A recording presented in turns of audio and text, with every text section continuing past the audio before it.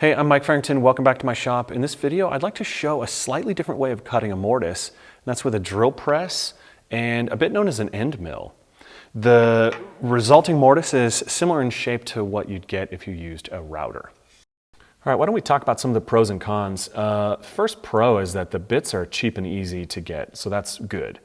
Second is easy setup. Because we're looking down at the workpiece, which is what I like to do. I like to look down upon my workpieces. Makes it easy to see layout lines, and it makes for a very quick, easy, and accurate setup, which is great.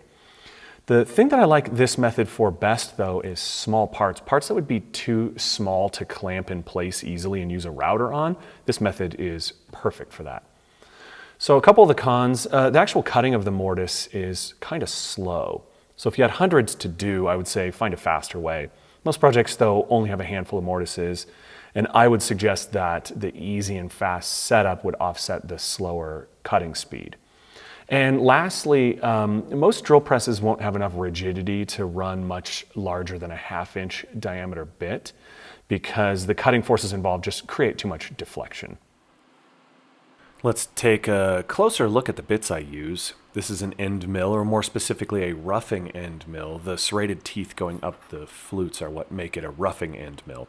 I've found that 4-flute versions work best. It's a good idea to use the shortest bit possible and have as much of the bit in the chuck as possible, as this will minimize deflection. Setup is easy as pie. Set the fence, set the depth, and I like to use a stop block and a spacer to ensure I get consistently sized and located mortises.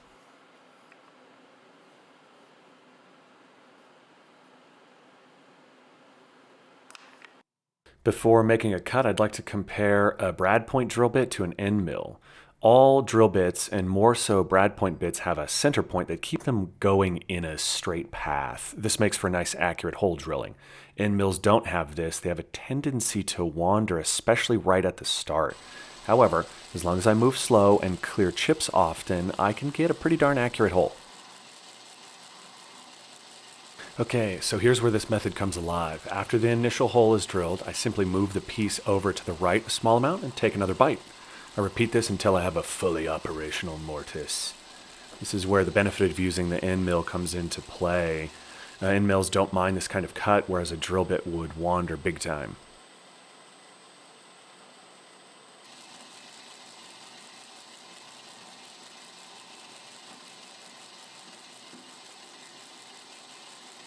Once the material's been hogged out, a quick clean-out pass will leave a pretty nice mortise. There are some undulations, but really they are very minimal.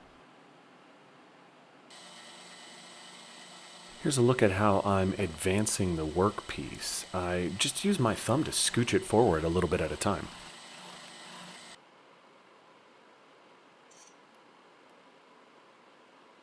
As the mortises get smaller, I think this method works even better. The last bit was 3/8 of an inch. This one is 1/4 of an inch.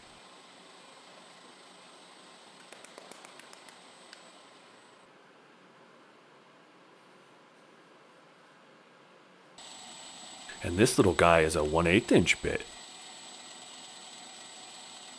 My drill press is pretty nice, but it's not particularly heavy duty. I have a video on my channel showing how I restored it. Check that out if you're interested. This is a 1/2 inch bit, and I can get an acceptable mortise. To me, though, this really feels like the largest I would go on this machine. But it's important to note that this mortise was nearly 1.5 inches deep, so a pretty good size. This is a quick look at the cutting action. Because of the rotation of the bit, it's important to move from left to right. This is advantageous because the cutting force helps hold the workpiece tight to the fence.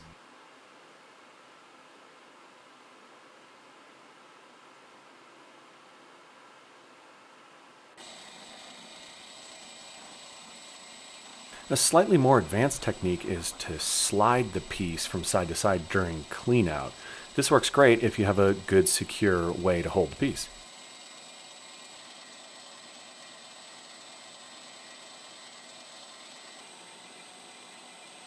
If you need a mortise that's wider than your bit, that's not a problem. It's easy enough to just move the fence and take another pass.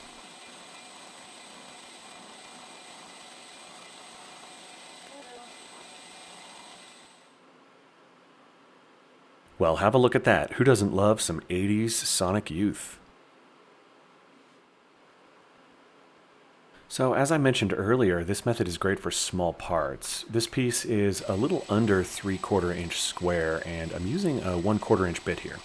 I have the fence set so that the mortise is pretty close to centered, but I make the first cuts, then I flip the piece around and cut again. This will ensure that the mortise is centered, which I find convenient because it simplifies cutting the tenon. All in, this mortise takes just about a minute to make. Also, I'd like to mention that keeping dust and chips away is super important. A little chip between the workpiece and the fence will muck up your mortise, and no one wants a mucked up mortise. Here is another awesome setup tip. If I'm working to a center line, I like to use something pointy for the setup, in this case a countersink. Use the point to dial in the fence setting, then switch back to the end mill.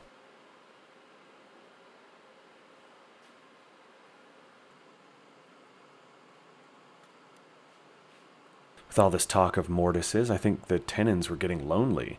Here's a super quick look at one of the ways I like to make tenons. I start with some rough marks on the workpiece, then I establish the shoulders at the table saw.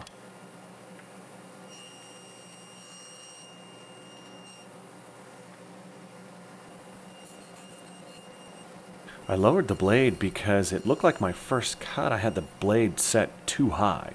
So I lowered it and made another cut, then raised it up a little bit at a time until the tenon was sized just right.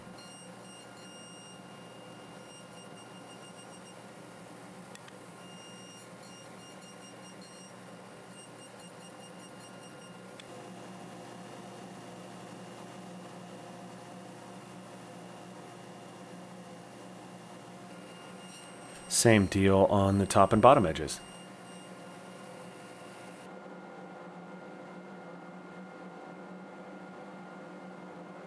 At this point, I have a critical life decision to make. I can either round over the corners of the tenon or square up the mortises.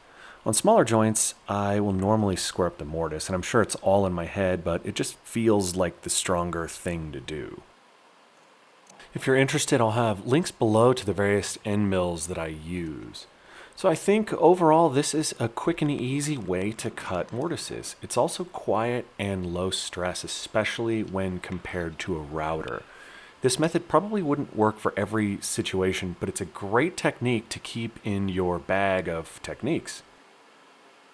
Once the mortise is squared up, I do a test fit. Always a pleasure to see a joint come together nicely. If you have any questions, comments, fears, or concerns, post them below. Thank you for watching. Till next time.